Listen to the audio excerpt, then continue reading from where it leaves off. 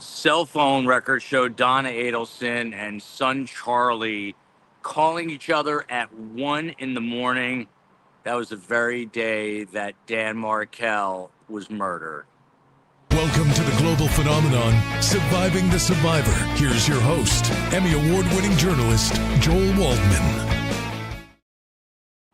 What's up, everybody? Coming to you live from Tallahassee outside the Leon County Courthouse, where Donna Sue Adelson versus the state of Florida is ongoing, and where prosecutors today are working to untangle sort of a web of cell phone and other digital forensic data.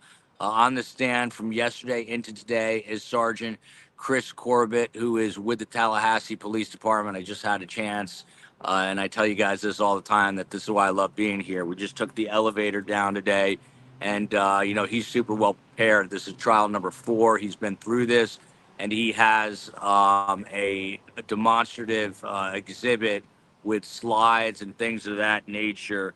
I mean, the bottom line with his testimony so far is that he's walked these jurors literally step by step through cell tower data, call logs, and text messages. And he's able to plot the hitman's moves, in other words, Luis Rivera and Sigfredo Garcia, from Miami all the way up to Tallahassee using these cell phone pings. So, I know you guys are watching along with me, and per the COE's suggestion, I can tell you this. I spent most of the morning inside the media room just because my blood is now thin living in Miami, and it's minus 47 again in the courtroom. So I spent it in the media room talking to a lot of members of the media. And you've literally got people, you've got from the networks all the way on down to local Tallahassee news stations. But what everyone was talking about are some of the sort of quote unquote bombshells. I hate using that word because it's such a news cliche that I say this all the time. But in this case, there are relevant pieces of information that are kind of coming out drip, drip, drip, drip, that not only pertain to Donna Adelson, but heavily pertain to Wendy and even Harvey. And this is strengthening people's beliefs that Wendy is going to be next, possibly even Harvey. So that takes me back into the media room. Um, One of the things that came up earlier, this was actually from yesterday, was when Wendy claimed on the stand that she didn't have the money to purchase this house, but Mary Hull, the forensic the forensic accountant, made it quite clear that Wendy had the money, but was called off or waived off by her brother Charlie from buying a home in Tallahassee because it was right at the time that he had met Katie Magbanawa. And the implication, of course, is he found the person to do this crime. So today, when I'm inside the media room, everyone is just talking to themselves out loud and to each other, essentially saying, whoa, wow, look at this. Donna and Charlie are talking at 1 a.m. in the morning. Wendy's talking to Charlie the morning of the murders. She's texting Dan the morning of the murders. We're going to go into all the details of this in the wrap-up show tonight. And John Singer, who has the photographic memory, he is coming back on, I believe, with Tim and Joe. So it's going to be another really powerful panel. But really, the talk inside the media room, but also the talk inside the gallery today is, while they are effectively prosecuting Donna, they are also laying the groundwork for what appears to be an imminent indictment of Wendy Adelson and possibly even Harvey Adelson. There's more and more information. And obviously, prior to this trial, people were asking themselves, well, are they going to be able to get Wendy? Is there going to be more information? And in fact, we're finding out that there is. I'm just taking a quick look at my notes here. So the day of the murder, which of course is July 18th, 2014, again, Donna and Charlie speak at 1 in the morning. Later that morning, Donna calls Wendy Adelson. This is the day of the murder. All this coincides with the exact same time that the killers are traveling to Tallahassee and essentially stalking Dan Markel. If you'll recall, they had driven up there once before.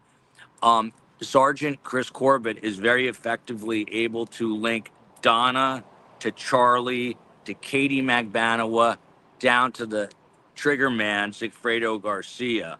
And then additionally, and this is where it gets interesting, you've got text messages showing Wendy the morning of the murder arguing with Dan Markel over custody arrangements. And this is, again, all happening the morning of the killing. They play a voicemail in court today that Danny left Wendy just hours before his death, saying that he was trying to coordinate a time with their children. So it is particularly cruel. I mean, he's literally trying to coordinate this time with his kids. Wendy's arguing with him. You hear that voicemail. And just the power of these types of demonstratives, in this case, a voice message that these jurors are hearing is super powerful. Also, and then I'll take some questions and I'll keep it fairly short today. The morning of the murder, Sergeant Chris Corbett confirms that Wendy's phone was active in the area near the Markels. Now, if you'll recall, after the Geek Squad leaves, she eventually drives out of her way to go by the crime scene. She allegedly encounters that roadblock, but Detective Chris Corbett just testified in the courtroom that Wendy never once calls Dan, never checks on her kids, and never calls 911. How come? There's police tape and crime tape essentially surrounding her home the morning of the murder. Why wouldn't you call your ex-husband? Why wouldn't you try to get in touch with your children? Why wouldn't you call 911? Did she know something that morning? The obvious implication is she knew a lot. And I said it yesterday, and I said it today. If you are Wendy Adelson, you have got to be extremely, extremely nervous. I saw Harvey leaving the courtroom just when they went out for break. I don't know that he knows who I am, but he's always got that scowl, but he certainly doesn't look too fond of me. No one talks to him. He just goes in and out, in and out. I had one person who's an STS, viewer, and they came up to me like 2 days ago and said, hey,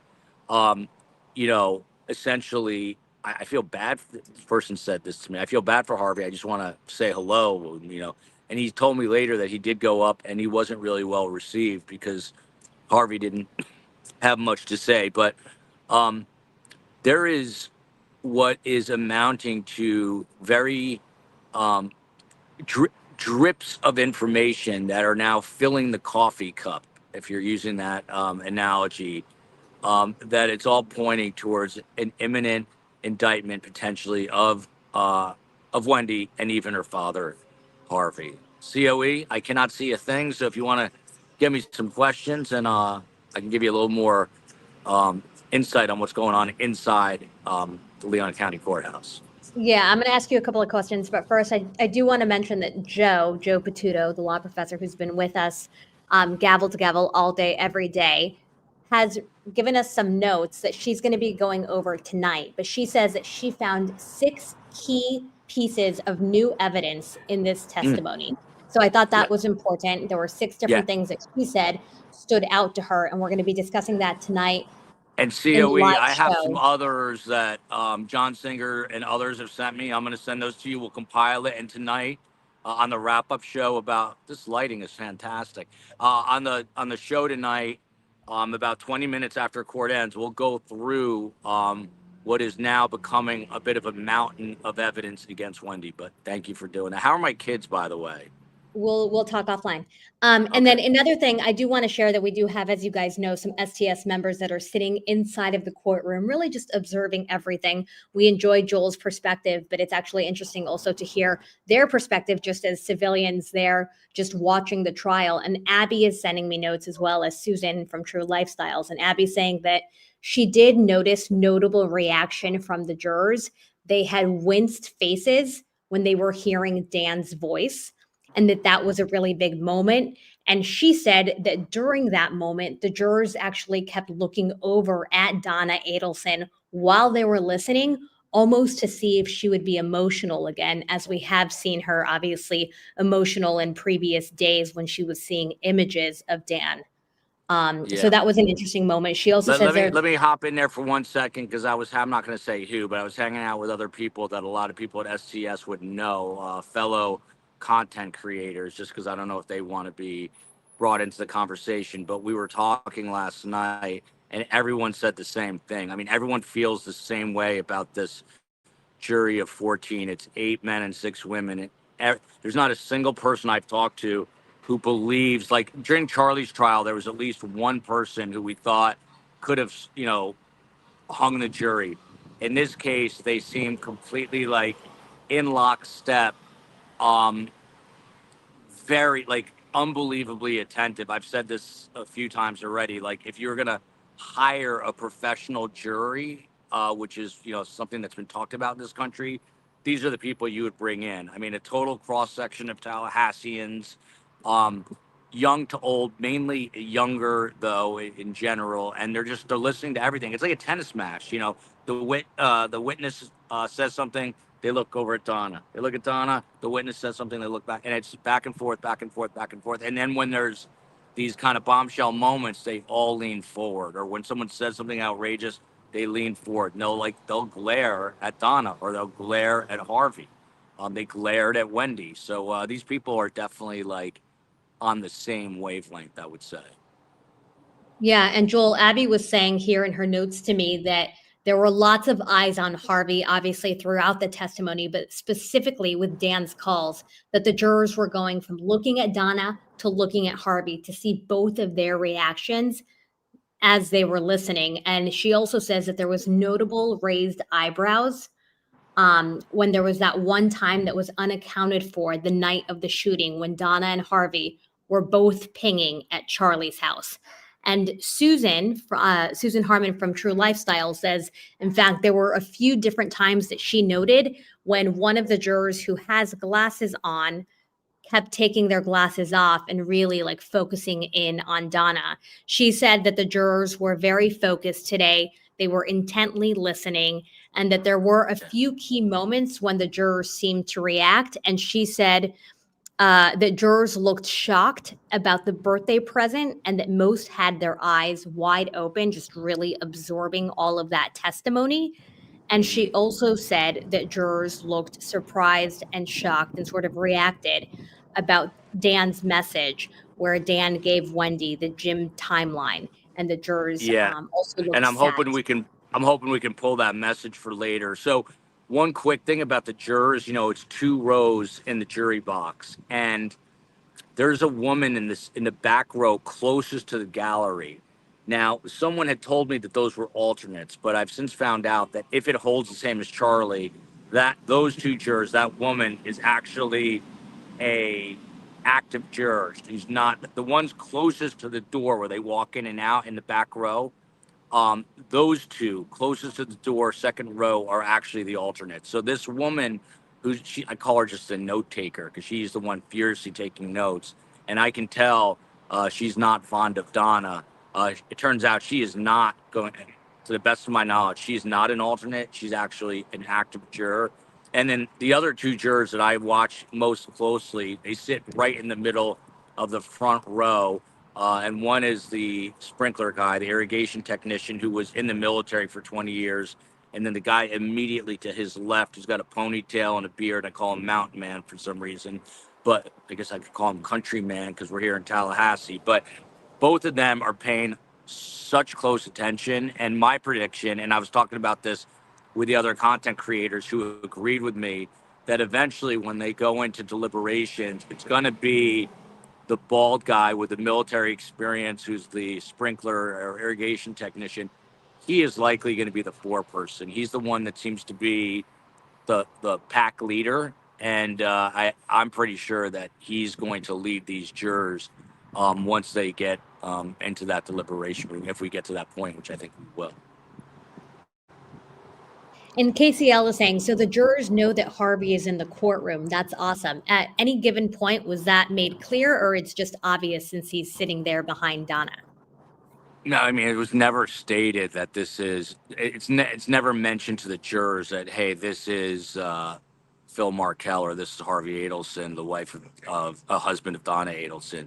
But they know, they know because they see that the seats are reserved. I think they have to assume. Also, at every break where you're able to stand up, um, Harvey and Donna kind of wish they have like a secret love language or something. They don't really talk, but they kind of whisper sweet nothings to each other. Um, the oddest thing to me is neither Harvey nor Donna, and I'm sure they're coached, I guess, but there's zero, they don't have a tell. Someone's waving hello. This is how nice Tallahassee is. I have no clue who that person is, but they're waving hello from the blue car. Um, but um, they just don't seem to they don't seem to sense the gravity of what's going on. I mean, I don't know what other word to use other than clueless, but Harvey in particular just seems absolutely clueless. Like da da da da da da da. Da. And I don't know if I'm Wendy, I am extreme. If I'm John Lauro, I am extremely worried for my client right now. Like I'm talking like I think something's coming very soon. I think it's undeniable at this point. And people are asking if you're able to read the jurors so far. I mean, you obviously just gave us a little recap of what you think about certain jurors, but they want to know, is every juror pretty much giving off the vibe that they think she did it, or are they just staying pretty neutral but listening intently? And then after that, if you can also address how the Markels are doing. I know that you've been hanging with them and talking to them. Yeah, I had a chance to spend some time with Phil yesterday, and Phil's just, I mean, him and I are just we talk about the case a little bit, but then we just talk about life and share stories. Told me the watch he wears is he bought in 1980, still keeps perfect time. That's just kind of guy, you know. Phil Markel is like an old school. He's like just reminds me of my dad in a lot of ways. But he's nervous, he's anxious. He says one of the things that he will repeat, I think he's okay with me saying this, is that the state needs 12 jurors and the defense needs one. But I can't overstate. I can't overstate enough how much I feel. This is my own feeling, but it was supported by other content creators I was talking to last night. I can't see one of these jurors um, being out of step with any of the other jurors. They just all seem to be on the same wavelength. So anytime like there's sort of a shocking moment, they all have the same reaction. And I contrast that to Charlie's trial, that person that seemed to be like he could be a hung juror. He ended up being an alternate, but he had some very awkward like tells. Like he had a weird grin on his face.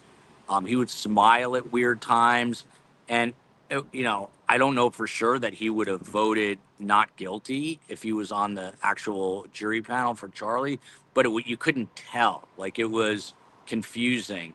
And with this 14 jurors, 12 regular and two alternates, it's like they're one cohesive group, all showing the same reactions to the same sorts of things all at the same time. So I don't see any one of them sort of I don't know, digressing from the other. And while I'm doing this live shot, Steve Cohen is 9 feet from me screaming on his cell phone to someone about something. So that is another sort of behind the scenes experience. And once again today, we walked in. We were a little late today, thanks to Steve Cohen, and he started beeping like I don't know, like he was carrying a beeper when he went through security. And once again, the sheriff's deputies had to pat him down. So Steve Cohen, I'll see if he can get through security once without going off like a bomb. Um, yeah, so that's it. That's pretty much it. Much. This stuff to a lot of people is the court TV technician and engineers comes in and out of the media room, and he walked in. And look, he's a guy who wears suspenders, over middle age, like his 60s, suspenders, real character, and he could be a juror. And he walked in, he's like, "Oh man, the digital forensics guy is still on. How boring," And that's what a lot of people how they feel about listening to a Tallahassee police officer talking about digital forensics, but the information that he's providing, if the jurors are really paying attention, is absolutely invaluable, and it's tightening the noose around Donna's neck, but also around Wendy and Harvey, I think, as well. And Joel, what are the rumblings there? Obviously, people are talking there. You're speaking to lots of people in the community and lots of people who work in the building, which means they are in the know in that legal world. So far, who are they saying has been the most impactful to go on the stand? Yeah, I mean Tallahassee's amazing. I am not of the Donna Wendy mindset. I'd move up here. Just I mean, someone literally just screamed out their window to say hello to me over here. Steve Cohen is now pacing back and forth like he's awaiting the delivery of his firstborn in the hospital. I wish I could get video of Steve Cohen right now, but without a doubt, the consensus is the most impactful witness to date, without question, is Rob Adelson, aka Adrian Brody. He was just unbelievable. I mean, completely credible, first time testifying, an estranged member of the Adelson family, and talked about the fact that at the time, there goes Harold Anything But Dull. Look at this. They're everywhere. STS Nation is everywhere. Love Harold Anything But Dull. He might be listening right now because I think he's looking back. But without a doubt, it's Rob Adelson. And look, he said that once he got news, he heard on such big news, he heard it on TV up in Albany that there was an arrest made in the killing of Danny Markel. And he spoke to his mom eventually about it. And she wanted nothing to do with it, didn't want to talk about it, and basically told him not to bring it up because he didn't know anything about it. Now, is that a normal reaction? No, it is not a normal reaction. So And he's Joel, by do we far know? the most powerful. Sorry about that. Do we know if Wendy is still there? Good question. I don't think so. I don't think that she's going to be recalled, but all these subpoenas basically um, in writing, there's I guess like a caveat, or I don't know what you call it, a disclaimer, whatever the legal terminology would be, but they're all able to be recalled. So if you're on that witness list, you can be recalled. And for, moving forward, doesn't matter if she's in Texas or Colorado or wherever she is right now. She could be on her way to Cuba, but if she gets subpoenaed, she's got to come back. I mean, if she gets recalled, she's got to come back because of the subpoena. Now, the one question that a lot of people were asking, and I was having a conversation with Julia Janae of Court TV, and I told her she missed Vinny with Carm last night, and she's like, I'm immediately going to watch that. But she and I were talking about Charlie Adelson. That's kind of the $64,000 question right now. Like, does Charlie testify? I'm curious what everyone in STS Nation thinks. Some legal experts are saying there's no need, there's no reason. Plus, Donna's just been throwing him under the bus, or Jackie and Josh have been throwing him under the bus. So, would he even testify? I don't know. But if he does testify, it's simply going to be to corroborate his own story and say that his mom knew nothing about it. But COE, I mean, at this point, this family is just, they're all out to save themselves right now. I really believe that. And I mean, if Harvey had to throw Donna out to sea to save himself, I think it would happen at this point. They might appear clueless, but I think deep down they know that the long arm of the law is inching closer to Wendy and Harvey, and right now it's everybody for themselves. And Joel, I do want to read this. It's a comment from one of our Patreon members. She's also a member here on YouTube, but she wrote this on Patreon, I believe, yesterday, and I sent it to you and to Phil Markel. And it says, when Wendy left, that was the last time she and Donna will see each other. When Yes. Rob leaves, he will never see his mother again. If Charlie doesn't testify, he and Donna will never see each other again. Never. Wendy and Rob could visit, but won't. And Charlie probably would visit, but can't. It's interesting you bring that up. I actually read that to Phil last night because you texted that to me when I happened to be talking to him, and Phil was kind of blown away by that. He was like, "Wow," because we all know what's going on, but you don't really hear it told that way, right? You don't hear it articulated. So whoever sent that in, that was brilliant and likely very accurate. And no matter how much people despise his family, which most people do, and they're pure evil, it's tragic. I mean, there's no denying that it's absolutely tragic. I mean, this is a family that literally had everything. I mean, you heard Wendy, or not Wendy. Who was it that said it was Rob? It was Rob. Rob informed everyone that they live in such a fancy building with so much security. Don and Harvey do. That even celebrities and former athletes like Alex Rodriguez live there. So this is a family that was living the same sort of lifestyle as Alex Rodriguez, the 3 million time All Star for the Yankees at one point. And by the way, Alex Rodriguez at one point had the highest contract in all of Major League Baseball. So just to say that they lived in the same building shows you the extent of their wealth, and all they had, and now it's gone. I mean, it's gone, and now they're literally, I think, willing to just throw each other off the proverbial ship to save themselves. So it's absolutely tragic. It is. All right, Joel, it's been 26 minutes. So why don't we let you enjoy your lunch, How hydrate, are get my some kids? food. How are my kids? They're okay. We're doing all right. All right. All right. Love you, COE. You're doing a great job. Space Coast, keep it up. Steve Cohen, why don't you march back? Come here, Steve. Hurry up. Big shout Steve's out, by got, the way, to our STS mods who have been with us every yeah. single second of the day, to Space Everyone Coast who here, gets Steve up Cohen. at 4 a.m, You and got to to duck down. Joe and Fine, Tim fine. who work and are still here with us all day long. I have a question for Steve Cohen. Will there be a single day that you do not go off through the metal detector? Oh, Or is that going to happen every day? yeah. Or I forget something there, like I forgot my hotel room keys, and Yeah. yeah. And I usually probably make the same joke, and probably make a joke at your expense when we do it.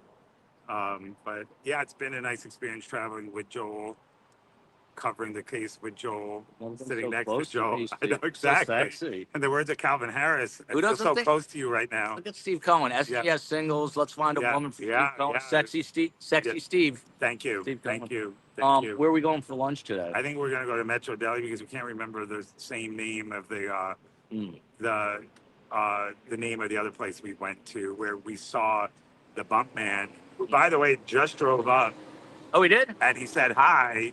Do you know who he was, or was he It took me undercover? a second, and then he said, "This is my wife." Oh. And I said, "Wow, I've heard a lot." I said, "Hi, wife," and there's a lid for every pot. This is Mr. Bumpman. This is Mr. Bumpman. And so he said, "I'll see you inside." I said, "Good luck." And we met him at another restaurant, which right now the name escapes me. We had a nice time at Metro Deli. By the way, let me tell you something neither here nor there, but I find it interesting. So Carm's actual, by the way, someone asked me, why do you call your mother Carm? I think the reason I call her mom when we're alone, but since she's not everyone's mom, it'd be weird for me to call her mom, so I call her Carm. That's not why you call her Carm. Why do I call her Carm? I used to call Carmela and Roy Carm Roy. Oh, right. That's funny. Yeah. Because they were always together and they were inseparable, and they were just one person. It was Carm Roy. And then that's Carm super depressing because now one half of them is gone. I mean, Sorry. That's unbelievably depressing. All right, you've got 30 seconds and we're wrapping. So Carm has a particular affinity to Steve Cohen because Carm lost her father in the war, but then her mother remarried someone, and Carm claims that her stepfather and Steve Cohen are similar. Steve reminds Carm of her stepfather, and so she has a very warm place in her heart for Steve. How do you feel about that, Steve? I think it's great. I think your mom's a wonderful lady. I think your dad's a great guy. Yeah, my dad's fantastic. Yeah, we had a nice lunch at Flakowitz. If your dad had more money and didn't have any children, I'd set him up with my mother. All right, we should probably go, Bugs. It's funny. This may or may not be an inappropriate joke, but what did you call, Joel's version of Bennifer? What did you call it? Carm Roy. Any truth to the rumor that people call Harvey and Donna Pardon? On that COE, you better take us out of here. Yeah, take us out of It here. was a good one, though. Thank So, you. I tried. We're going I to tried. eat. Thank you. Thank you. Love Thank you, America. Live from Tallahassee. Yes. Love you, Tallahassee, Long Long Island. Island, Merrick, Long Island. Merrick, Long Island, and Yeah. justice for Dan Markel. Even though these are horrible stories, we try to have fun. COE, you should probably end this before the FCC comes after us. Exactly.